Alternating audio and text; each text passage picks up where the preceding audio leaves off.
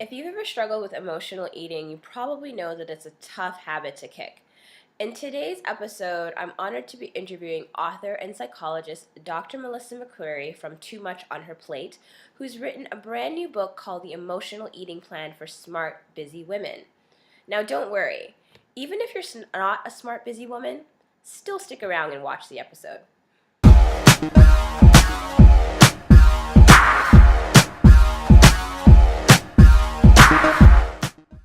Hello, everyone, and welcome to another episode of Love Yourself to Healthy TV. I'm your host, Chivon, and today I'm really excited that we have a special guest on with us today, Dr. Melissa McCreery, who is the author and a psychologist of a brand new book called The Emotional Eating Rescue Plan for Smart, Busy Women.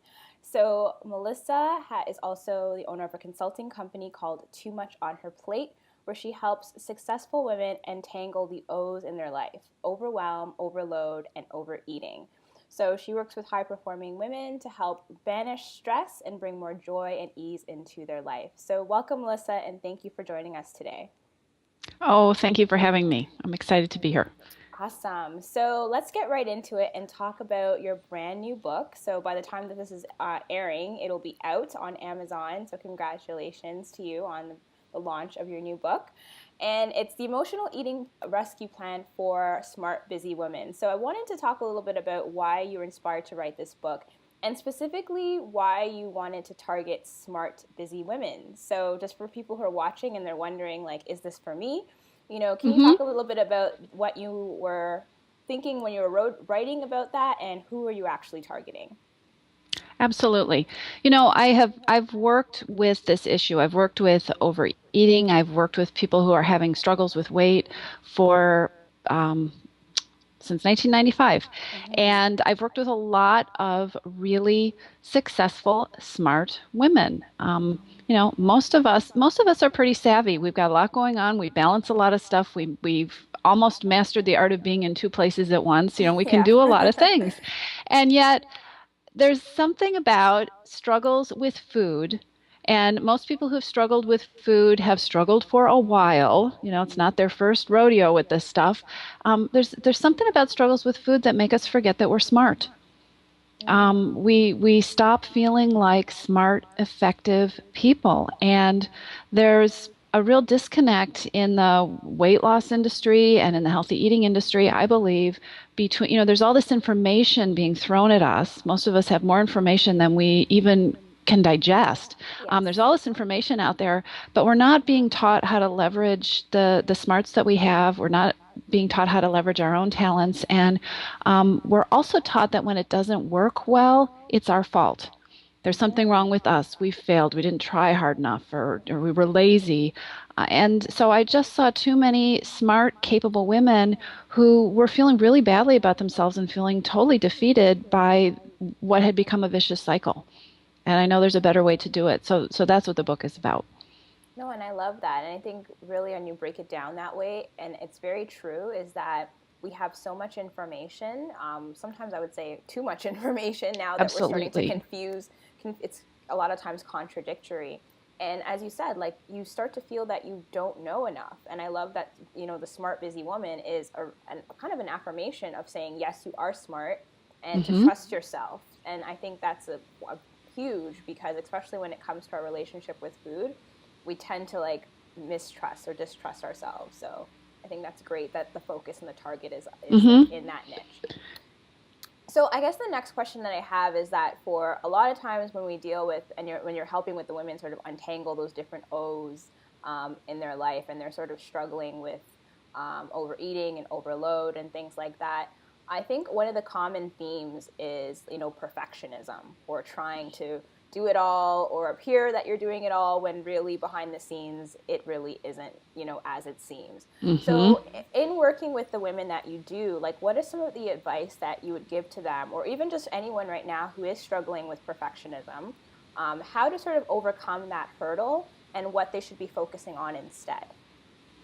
That is such a great question. And we could talk for an hour about that. I love the topic. I think the very first thing with taking control of perfectionism and making a shift is there is this myth that perfectionism is a strength that perfectionism somehow makes us better. Like, I think a lot of people are kind of proud of their perfectionism, that I have a high standard, or I seek excellence. But seeking excellence and seeking to um, provide a quality product is completely different from the trap that perfectionism is. And I think it's really important to start by looking at the toll that it's taking on you.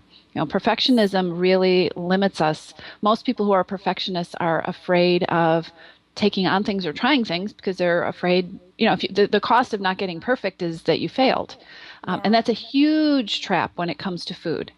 So, Hmm. so what happens with perfectionism is, first of all, I mean, how many people have started a weight loss plan or a diet, and you have this rigid idea of what you're going to do, and then you blow it, right? And Yeah. so when you blow it, it's not, okay, what's the next thing I can do that will be healthy, or what's the next thing I can do to take care of myself? It's, oh, well, I might as well finish these, whatever, the chips, because now I've blown it and I can't, I have to wait till Monday to start. I will start again Yeah. on Monday. And so Hmm. we get into this cycle. But there's also the other side of it, which is that, and high performers are often perfectionists. When we hold ourselves to these high standards, we're often feeling like we're not good enough, and that is a real trigger for overeating for a lot of busy women who are caught in the cycle of trying to do more than they really can and feeling like they're never getting anywhere because they're not getting it perfect and stressed and exhausted. And food becomes this lovely kind of band-aid that you can Yeah. apply when you don't feel like you're entitled to do anything else. Yeah, absolutely. It becomes kind of that comfort or that reward or something that doesn't Hmm. judge you. Yeah. Absolutely. Yeah. So that's very true. And I think what you mentioned as well is that sometimes, a lot of times, we wear the perfectionism as a badge of honor to really hide what is really going on at the underneath. Yeah. So I think another thing that I wanted to kind of talk about, and you also do a lot of work in this area, is the notion of self care. Mm. And a lot of times, even when I talk to some, I remember doing a workshop and they were like, what is self-care? I don't even know what that is, right? Like they weren't even familiar with like what it actually means to take care of yourself in that way. So I was wondering if like you can maybe share like some of the top tips or maybe even reasons why it's important for us to invest that time into self-care for somebody who might be thinking, hey, I don't really have time for this, or even they have that guilt factor that I really don't have time for this. I'm too busy trying to be perfect and do all these other Hmm. things. Like I don't have time for self-care. So what are some of the things that you would advise the people that you work with, or just to anyone who's kind of in that struggle? It's a great question. So let's start with what self-care is, because I think that's important. Some people sometimes have these different ideas about what it is, but self-care is when you pay attention to yourself and you listen to yourself and you give yourself what you need. Yeah. Self-care is not lying on the beach or eating bonbons or Yeah. being lazy, or sometimes it's resting, but self-care is nurturing yourself, and it's what you do so that you are at your best, so that you can show up at your best, so that you can love the people in your life that you care about at your best, so you can do the best at your job. It's what allows us to be ourselves. Mhm. And I think about, those flowers that I forgot to water. So we've had a lot of heat here lately, and some of my flower beds are not looking so good. I mean, that's kind of how we are when we're not getting taken care of. And there's this huge disconnect I see with a lot of busy women who expect a lot of themselves, that somehow it feels like I've got all this stuff going on, and so I don't have time for self-care. I don't have time, I'll do that afterwards. I'll do that on Saturday. And so they're like these wilted plants, and yet they're expecting themselves to show up like a dynamo and, juggle five things at a time and be in two places at once and make the whole world, keep all these plates spinning in the air. And then they're wondering why at the end of the day they're collapsing in front of the TV, can't move, and are binging on ice cream. Mhm. You know, it's so critical to look at what self-care gives you. And I talk a lot about feeding yourself what you really need. And for many of us, especially if we're busy and high striving, and what we're really craving and what we really need isn't that chocolate, or it isn't the leftovers that we're digging into when we're not really hungry. It's the other stuff that we're not feeling entitled to give ourselves. And it's creating this pattern that isn't working and that causes weight gain and being frustrated with yourself and actually more stress. Yeah, sure. That's true. And I think one of the things when we were chatting before too that I really like that you mentioned is that like if you're stressed about starting a self-care routine, and if you think it's like makes you tired, then you're trying to do too much. I always say that if, you know, and we do that, we jump into these self-improvement things, whether it's fitness or healthy eating or with these huge ideas. And, you know, a lot of us have a lot of energy, but I see so many people and I'll say, so, you know, what's the first step? And they will talk for 30 minutes. Well, I'm going to do this, I'm going to do this, I'm going to do this 7 days a week, and I'm going to do this for 90 minutes. And by the time they're done outlining the expectations they have for themselves, they're exhausted, you know? And so, again, if something makes you tired just thinking about it, it's probably too big.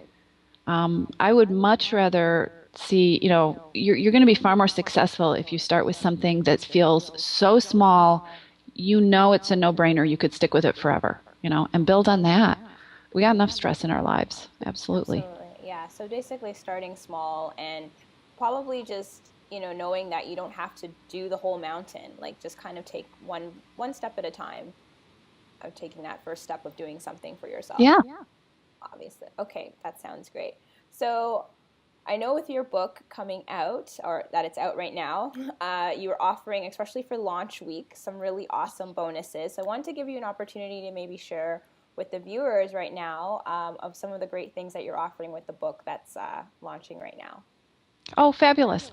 Well, the Emotional Eating Rescue Plan for Smart Busy Women is actually, it's a 28-day program. It's outlined, you know, step by step. Again, it's those doable day by day. Okay, here's this piece and here's this piece. And it's a plan for taking back your control with food, and what I call it, creating peace with food, just getting to a place not where you think you can do it for the rest of your life, but getting to a place with food where it works for you, and this is just how you want to be for the rest of your life, so that you can go on with other things. And as we were getting ready to release the book, because it's a day by day program, you know, what usually happens is people go through the program. It's like, you know, you start to work on this piece and you think, okay, so it'd be helpful for this, or I have a question about this. So for the first week, from the September 15th to the 21st, people who purchase the book, and there's a set of directions for how to do this on the website. But when you do this, there's some extra bonuses you're going to get. We're going to do a private Q&A coaching call for all the people, just the people who have purchased the book. We're going to answer, you know, I am going to answer questions and take on challenges and all of that.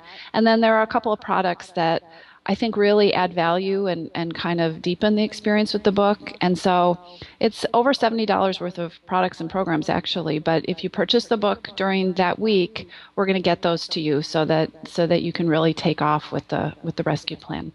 Awesome. So that's really fantastic that you're offering that. And I love that you also said that it's not just a book, it's a program.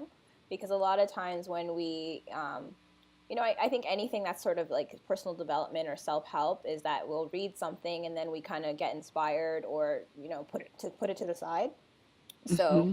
it's good to know that, especially when it comes to wellness, like in your relationship with food specifically, that it is an ongoing journey and you have to put the work in. You can't just read something and then just be like, oh, it's going to happen. You It actually doesn't have work if you put it under your pillow. Yeah. yeah, exactly. It's not going to happen. And I think that's a very important message to reinforce with people, especially that you mentioned at the very top of like the whole notion of being smart, is that because we have so much information coming at us, it's not about just collecting information. It's about now taking that information and processing it and actually acting upon it. So And that's the a way you good way. said that, what I like, if I could just add something to what you said, is, you know, the only way we can really do that is if we do it in digestible portions, Yes, you know. And exactly. so really doing it step by step. And I really love the idea of the bonus, because what we're going to do is in about 3 weeks, you know, get on the phone call and see where people are and where people are stuck and what people need help with. And I'm looking forward to it. I think it's going to be a lot of fun. That's fantastic. So if anyone, take advantage of the launch week, I think it's great as well that you're going to be doing calls, so especially for people who are struggling with emotional eating and self-care. I think one of the main things that is usually true for most people is you feel very alone. So, Hmm. having a group of, other women who are going through the same thing to have some conversations with is, I think, is very invaluable. So, I encourage you guys to take advantage of that. So thank you so much, Melissa, for your time today. It was an awesome interview. Wish you luck on the book launch. We'll put all the information in the interview. But if you want to maybe share how people can connect with you if they'd like to learn more about your work. Absolutely. Well, my website is toomuchonherplate.com. It's TOO.